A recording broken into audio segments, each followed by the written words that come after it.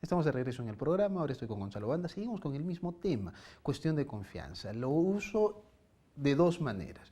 Cuestión de confianza, que es el acto político que ha hecho el presidente de la República para obligar al Congreso a que someta sus propuestas a referéndum, las apruebe y sean sometidas a referéndum. Pero también cuestión de confianza, porque lo que estamos viviendo es un circo político que hace que nosotros, los ciudadanos, perdamos la confianza en la clase política. Gonzalo, bienvenido. Buenas noches. Gonzalo, tú eres analista político. ¿Qué te parece este último circo político de los últimos días? Que empezó la noche del domingo para nosotros oficialmente, pero para otros ya informados había empezado pues en el fin de semana mismo, ¿no? Ya era una cuestión más o menos planificada. Pero es un circo, ¿o tú tienes otra impresión?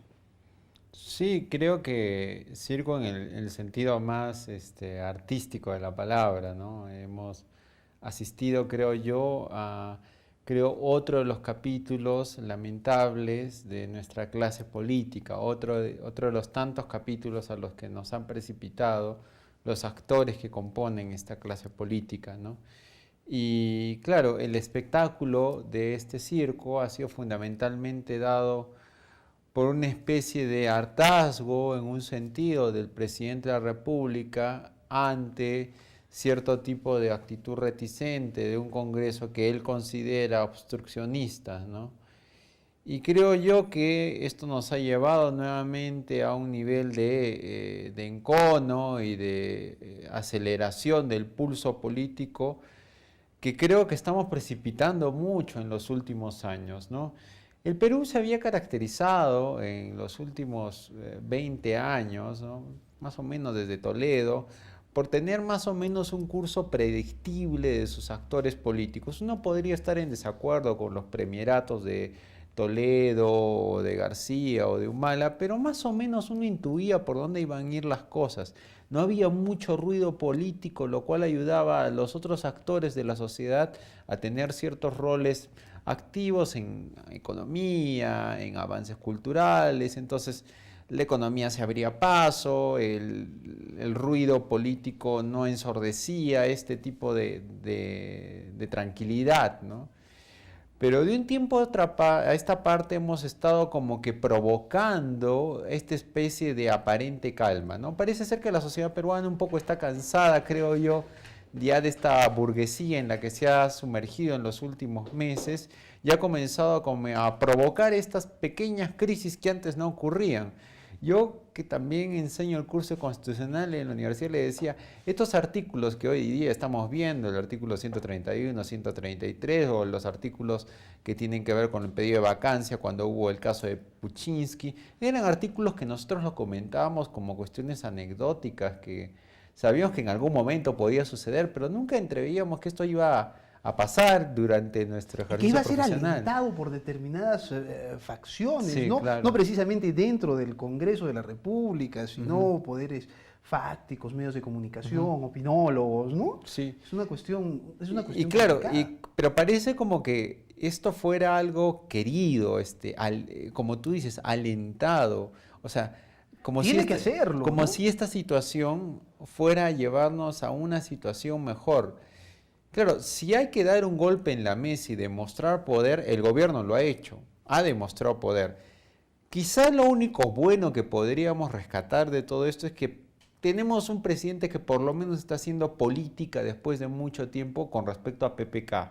Porque a PPK lo cierto es que la ausencia de política es lo que lo termina sacando. Ahora, hay una cuestión que es un poco complicada y que tiene que ver con las cosas que él ha establecido como pilares fundamentales.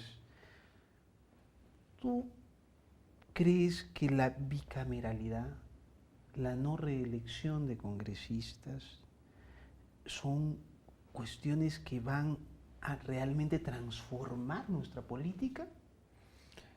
No, no lo creo porque fundamentalmente el tema vamos primero por el tema de reelección de congresistas. Creo que si estamos tratando de recomponer a nuestra clase política, el hecho de obligar a la clase política a exprimir ya sus cuadros, que son pocos, para darnos gente que siempre esté en un proceso de renovación, va a ser complicado, por lo menos en el siguiente periodo electoral, ¿no?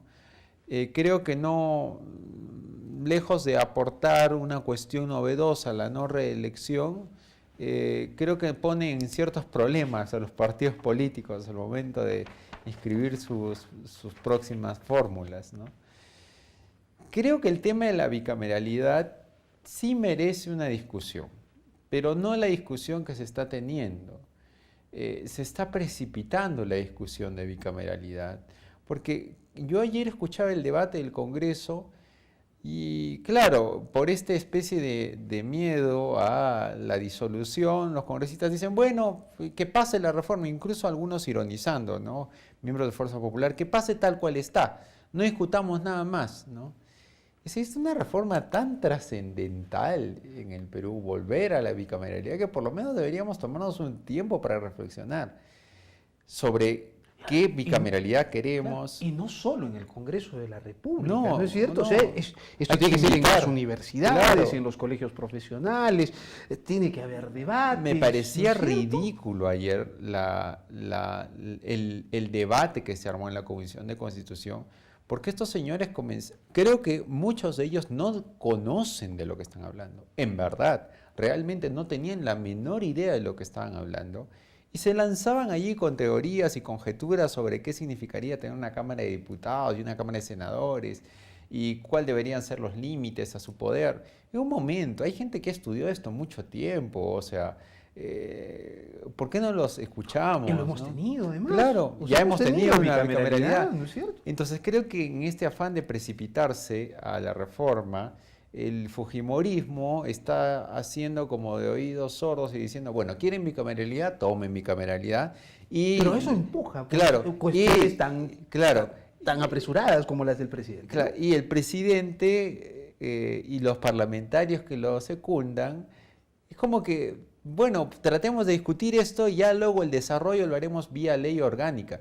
Yo me ponía a pensar, es muy importante este tema del número de congresistas y de senadores y diputados, es muy representaciones, ¿cuánto representa claro, cada quien? dice, no, eso hay que dejarlo a un desarrollo, una ley orgánica futura. Entonces, claro, vía ley orgánica futura también se va a poder cambiar. En el fondo se desconoce la importancia de lo que va a terminar significando qué hacemos con un Senado y con una Cámara de Diputados. ¿Cuánto tiempo van a estar? ¿Se van a renovar por tercios o no se van a renovar por tercios? ¿Se van a elegir por 5 años? ¿Cuáles son los límites que les ponemos en su elección? Claro, ayer era no, solo 35 años, si le ponemos otro requisito va a ser un poquito más lenta la elección, aprobémoslo así nomás, porque si no, Mulder decía, solo yo y el congresista Velázquez Quesquén y tal vez alguno que otro más podría ser senador. Y yo me ponía a pensar si era cuestión de que se conversara como ya, saquemos esto ya. Y era como que me sentía completamente yo decía, ¿y para qué estamos nosotros? Decía, ¿para qué están las universidades? ¿Para qué están la gente que ha escrito libros? ¿Para qué ¿para qué está García Belaúnde? ¿Para qué estamos haciendo todo esto si vamos a hacerlo así?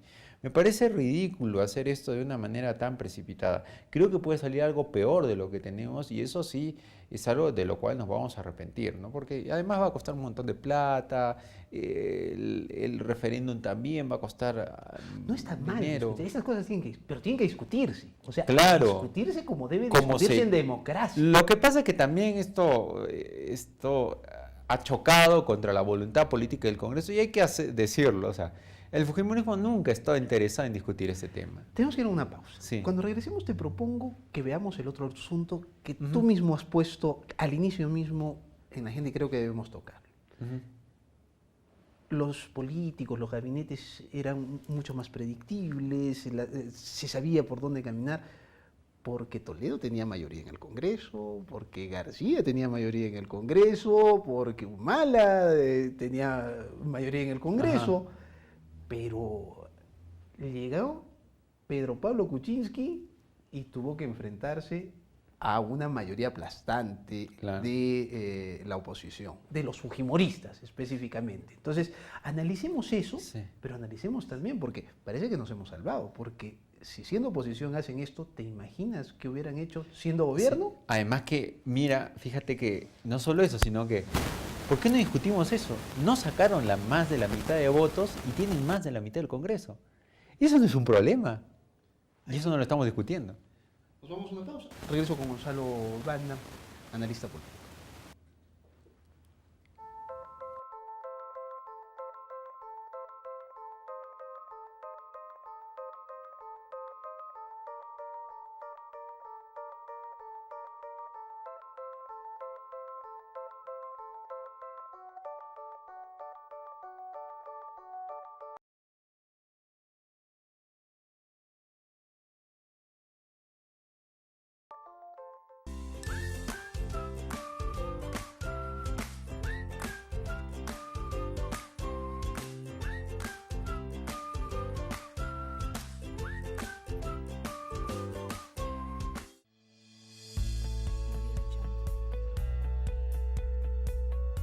¿Alguna molestia durante el embarazo? Venga al Centro Médico Daniel Alcides Carrión. Centro Médico Daniel Alcides Carrión tiene la solución.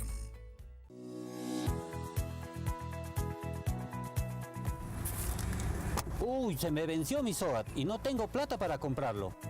Pero no me preocupo, porque en Multicoop compro mi SOAT y lo pago en cuotas chiquititas.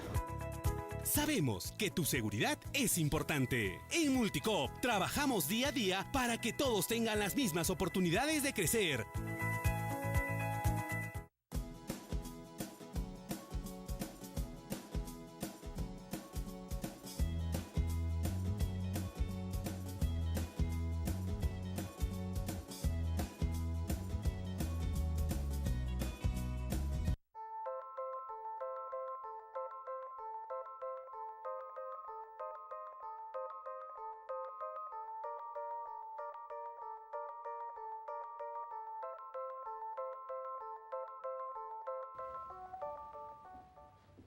Estamos de regreso en el programa, sigo con Gonzalo Banda, analista político. Gonzalo, hablemos de este asunto. Había predictibilidad cuando el presidente tiene, no una mayoría aplastante en el Congreso, pero tiene una mayoría que le permite hablar con otra fuerza y que juntos podían tener una mayoría en el Congreso. Entonces, obligaba por lo menos a dialogar con alguien, ¿no es cierto? Pero Pedro Pablo Kuczynski no sale porque es Pedro Pablo Kuczynski, sino sale gracias al voto antifujimorista. Tener a la oposición tan grande al mando del Congreso trae estas consecuencias. ¿Tú lo analizas así? ¿Es por eso? O sea, nosotros no consideramos que cuando una oposición maneja el Congreso de manera aplastante puede traer este obstruccionismo que lo vimos en el primer gobierno de Belaúnde. Sí, claro, y eso es algo, por ejemplo, es una reforma que no estamos discutiendo. En el Congreso de la República actual, el fujimorismo no sacó el 60% de los votos, sacó un 37, 35%, me parece. Esa cifra repartidora no ha sido demostrada en la composición del Congreso. ¿Por qué? Porque la cifra repartidora tiene que ver fundamentalmente con aquellos lugares donde pueda llegar el Congreso a tener una mínima representación, o sea, que raspen el 5%, que tengan más de 6 congresistas. Y en este entuerto nos hemos dado con la sorpresa de que elegimos un Congreso con 38%, pero en la práctica tenía el 54-55% de todo el Congreso. No hay ahí una reforma que hacer. Y creo eso era más importante eso que ver era el tema mucho de más reelección. importante porque eso le va a afectar probablemente al próximo presidente de la República, como le está afectando y como le afectó a PPK. Lo que pasa es que usualmente no sucedía, como tú lo has dicho. Esas no son reformas más urgentes, no le estamos pensando, es que me parece que lo que está sucediendo en el Perú es una serie de actos precipitados, imprudentes, a los cuales algunas personas nos están llevando sin tener la menor responsabilidad de lo que está sucediendo, ¿no?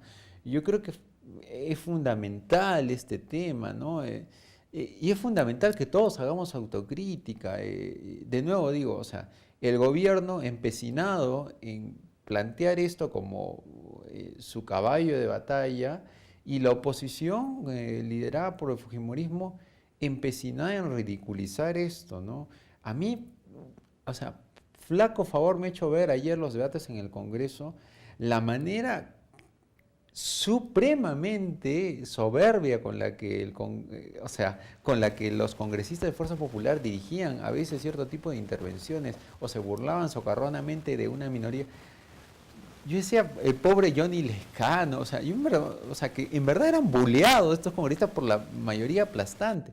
Decía, o sea, en el fondo no hay una autocrítica del sistema político. Gilbert Violeta, por ejemplo, ¿no? Del oficialismo. Ajá. Bueno, yo no sé si él realmente se siente oficialista, pero sale a defender la propuesta del presidente, pero la propuesta del presidente pues, es muy populista, Claro. ¿no es cierto? Y eso ya ha llevado a que en determinados artículos, y personas que son independientes, que no son pro-fujimoristas, empiecen a identificar en el presidente Vizcarra a un caudillo, ¿no? Sí. Que trata de Ajá. aprovechar cosas para estar en la cresta de Sí. la ola. ¿Tú qué opinión tienes? Pero acuérdate de- que al Perú le encantan los caudillos. O sea, podríamos discutir aquí una hora de que eso está mal y que eso le hace daño a la democracia, ¿sí? Pero al peruano le encantan los caudillos. O sea, cualquier presidente que ponga mano dura y más si va a poner en su contra al Congreso de la República que tiene casi 90% de desaprobación, esto es una cuestión que políticamente es muy redituable, ¿no? Yo no sé si Vizcarra está gobernando precisamente para resolver problemas o está gobernando precisamente para distraer el asunto por la inoperancia del gobierno, de sus ministros. Sí, o sea, a mí me llama mucho la atención que las políticas de estado de fondo, que son las que deberían importar, ¿no? Porque el Perú no está teniendo desempeños como lo venía teniendo en los últimos 15 años, son políticas que a nadie parece hoy en día ya importarles, ¿no? Me acuerdo que antes el consenso tecnocrático era casi inamovible, ¿no? Era como que crecimiento económico o muerte, ¿no? Ahora eso, digo, ya hay plata, hay trabajo, entonces la gente comienza a cuestionar esas cosas como casi frivolidades, ¿entiendes? Es como, sí, pues, hay crecimiento económico. Sí, bueno, pues habrá, pero ¿por qué no le ponemos un poquito de tensión al asunto, ¿no? Claro, y evitamos pensar que la economía peruana es una economía muy frágil, que la sociedad, que los sistemas de partidos, Clase media, Claro. extremadamente frágil. que nuestro sistema de partidos políticos es extremadamente frágil. O sea, provocamos a la política, provocamos a la economía, como si creyéramos que nuestro sistema político y nuestro sistema económico son sistemas con una estabilidad norteamericana, ¿no? Yo lo que no termino de entender es, ¿qué representa el fujimorismo de hoy? El fujimorismo de Fujimori en ese momento tuvo gran popularidad porque era pragmatismo, ¿no? Ya no era el discurso, sino ejecutaba, porque era el romper con lo convencional, con los políticos tradicionales.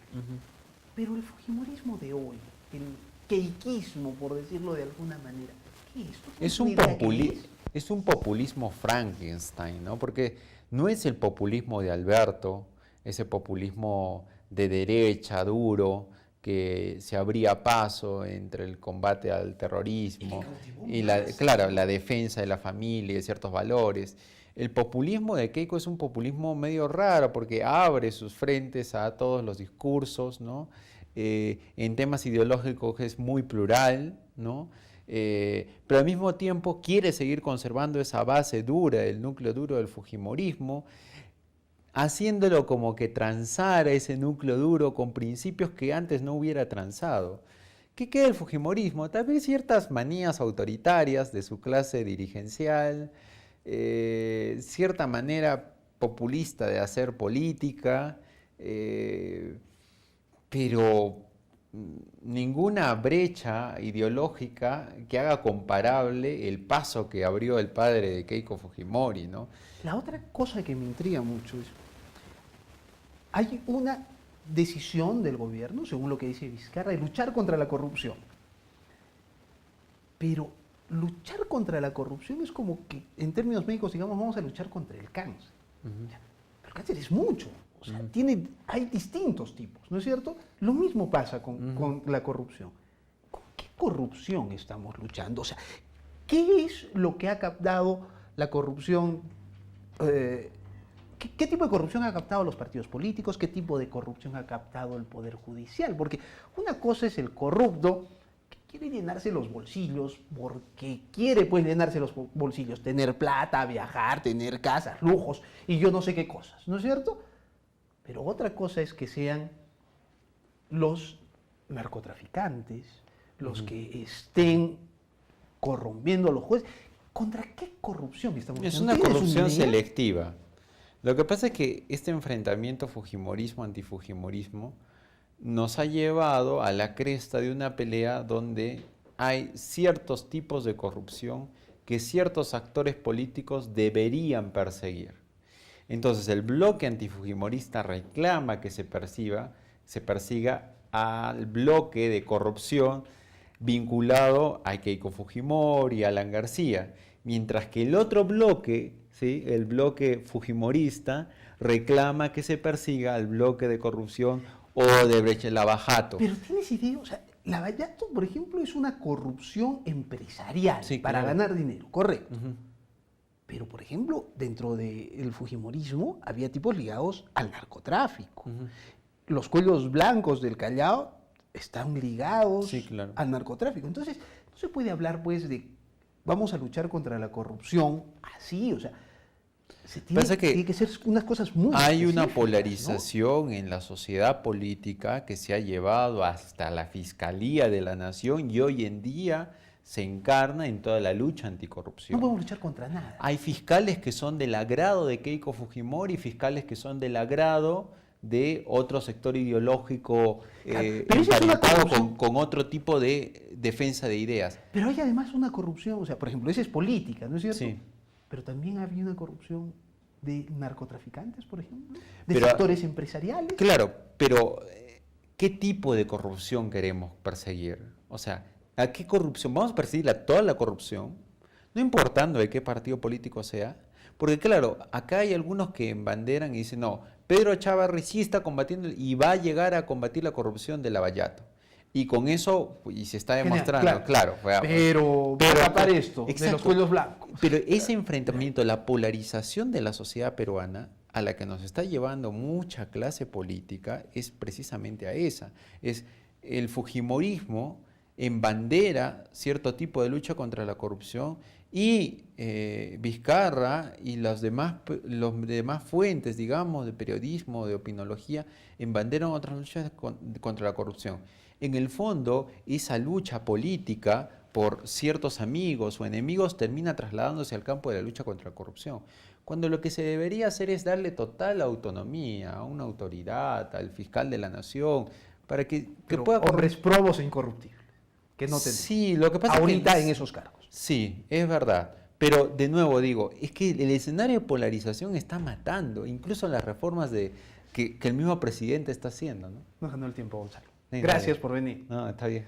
Gonzalo Banda, analista político. Gracias por habernos acompañado. Nos reencontramos mañana en Modo Vivo.